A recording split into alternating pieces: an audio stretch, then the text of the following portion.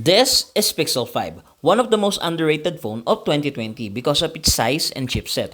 But let me tell you this is the iPhone of Android and it's like a wine because it's a software-based phone. It means hindi ka lang una sa latest Android update. Paganda ng paganda din ang experience mo. Quick specs muna tayo. 6 inches 90Hz 1080p OLED display running Android 13 that is upgradable to Android 14 with Snapdragon 765. Yes, you heard it right.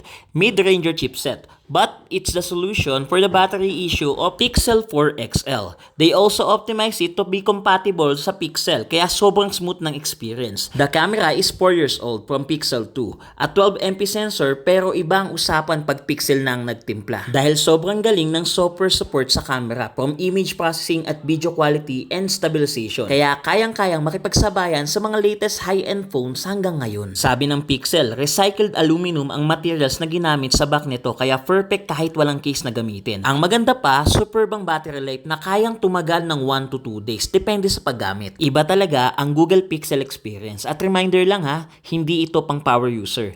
Dahil ang focus nito yung pang araw-araw mong ginagawa sa phone. Pero syempre, may re-recommend ko to for phone photography. Marami pang Pixel exclusive na gusto kong i-share sa inyo. Pero ang importante, sulit pa rin ito for 2023 standard basta mabili mo ng mura. Salamat sa panonood. And follow mo naman ako sa TikTok, Facebook at YouTube ko dahil marami ka pang mapapanood.